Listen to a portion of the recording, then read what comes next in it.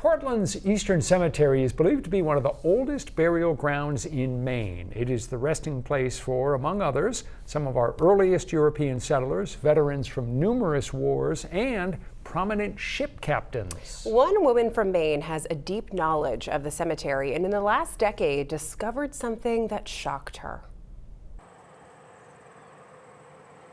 In a sea of headstones, Vanna Carmona sees one thing. Let's go this way. Pieces of Maine's history most know nothing about. Enslaver. Pieces of a much larger, complicated Enslaver. puzzle. Wait. Descendant of enslaver. For almost a decade, Vanna has been compiling research about Maine's ties to the slave trade. Research that has taken her all over the state, including right here. We're heading right now into the first African American section at Eastern Cemetery in Portland. So it starts right about in here.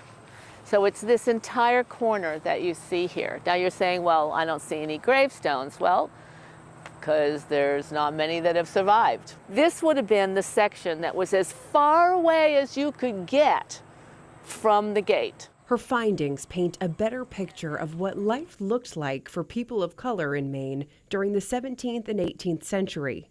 Vanna says while many believe New England has no ties to slavery, her research. I took a long time getting them all kind of standardized. Shows that simply isn't true. There's 550 pages of notes, and this is all alphabetized by first name, because the vast majority of people of color at that time didn't have last names. You had no idea what you were getting into? I had no idea what I was getting into. And then it started growing, and when I got to over 100, I thought, oh my gosh, that's amazing. But what is also amazing is that even now, I am so surprised at how many people I'm still finding.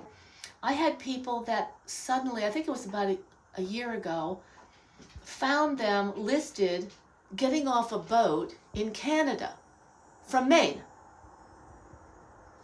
I can't find them anywhere in any records in Maine, but I found them getting off the boat from Maine in Canada. What does that say to you? Well, it says that this was always so under the radar. People didn't consider this of any importance. This is him. It's important to Vanna, though. And here he is, Prince. Personal. When I first saw it 9 years ago, it was a little bit clearer, and I could see, and that's what struck me, was it says McClellan here.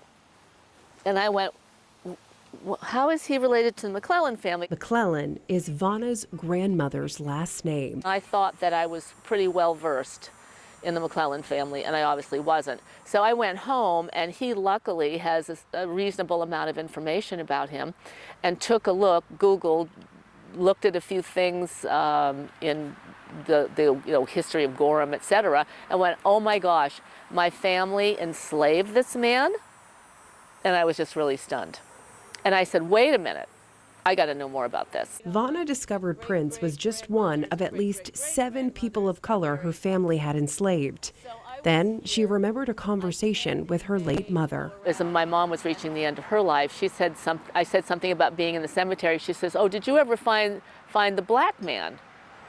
And I said, well, black man, what black man? And she says, well, the black man that, Grandma said there was a black man there who helped the family when they needed help.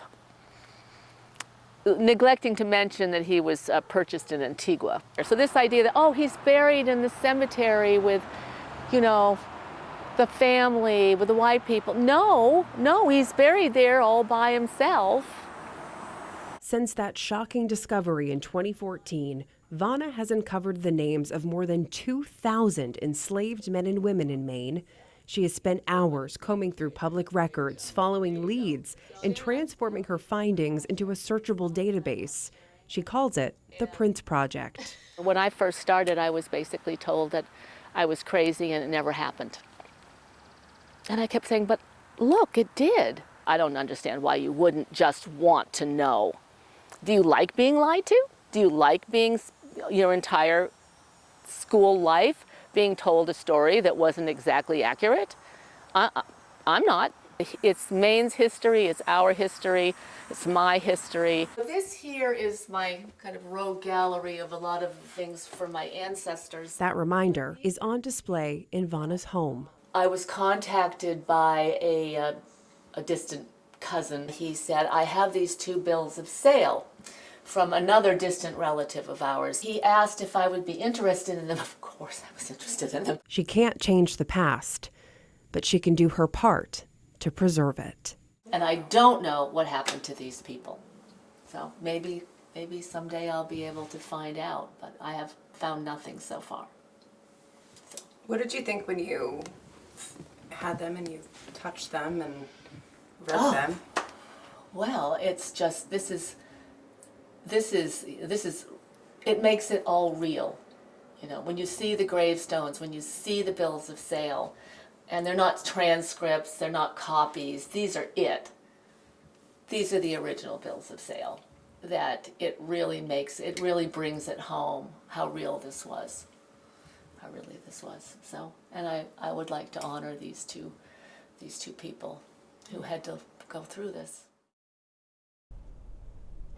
It's a lot to take in. It takes an enormous amount of dogged research. I can't imagine how much time she has spent, how much effort, and how much focus you have to stay with that. Absolutely. And in the preview that we aired yesterday, she said, when she first started this, in the beginning, it was like she'd find something and then she'd have to take, 2-3 weeks to really digest it and process it before she was able to keep looking. So the Prince Project is now officially a nonprofit, and Vanna says the scope moving forward isn't just about preservation, it's also about education.